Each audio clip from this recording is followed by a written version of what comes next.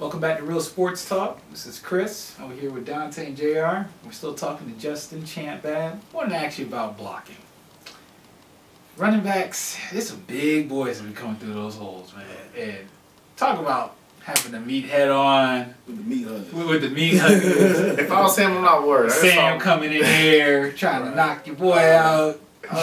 Well, you know, nowadays they teach, you know, smaller backs like me to cut. I mean, you know, and it's a certain technique and method to cutting.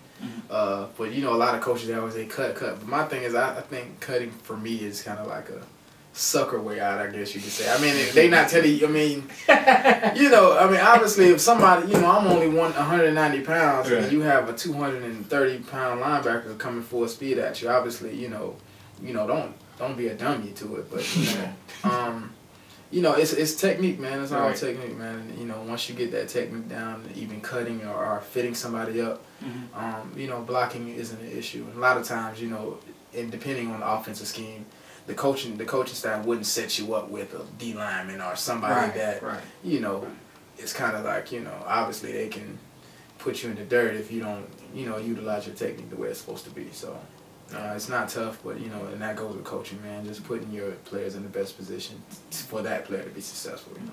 So that definitely make you feel good when you see Maurice Jones-Drew going to light up Shawne Merriman. I know it make you feel good. Yeah, you know what? That's one of my favorite running backs, man, because he's all around. Yeah, he's all around back, man. Yeah, you know, pocket hurt. He's just a head ball pocket, man. Just put that man to sleep. Yes. What's his career been like ever since that hit though? Shawne? Yeah, I mean, like you say, put him to sleep right in. Yeah. Floating around in Buffalo right now. God, MJD, my knee still hurt, man. Put him down. I see the right type of person come to that home. I'm gonna take the proper angle. Same geometry class, but we can make it work now. That really show your heart, man. When especially you know, obviously Merriman is a big time linebacker, man. And, you know, for Maurice to step up and say, man, you know, I'm not backing down.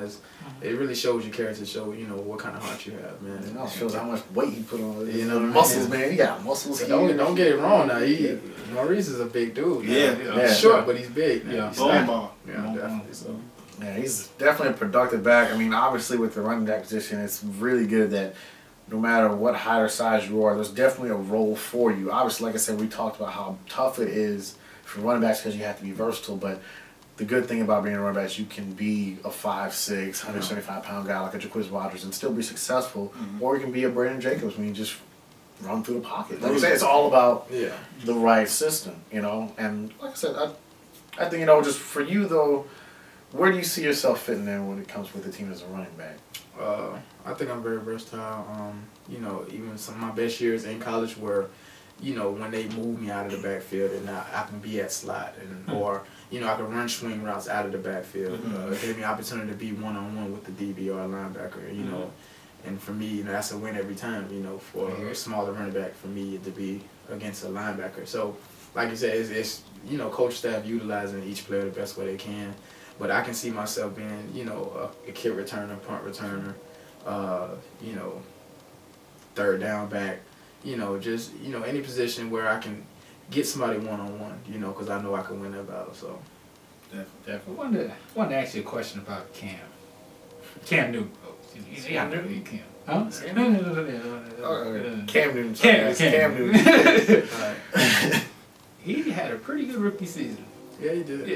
You know, that's all, Yeah, I mean, I can't flex. He beat expectations that I had. Yeah, he had a great season. I mean, you know, obviously, you would like to get more wins with, you know, some of the, you know, goals. Those wins are coming if you think, you know, me personally. Those wins are coming. Yeah, they might down the line. Yeah. I mean, as a Falcon fan, I just like what I see with him and Steve Smith, the way they've been. I mean, that's a good combination. It is. I mean, with the running backs, they start to feed off him a little bit. Yeah, and then having Jeremy Shockey and Greg Olsen as your tight ends, those are guys are productive tight ends.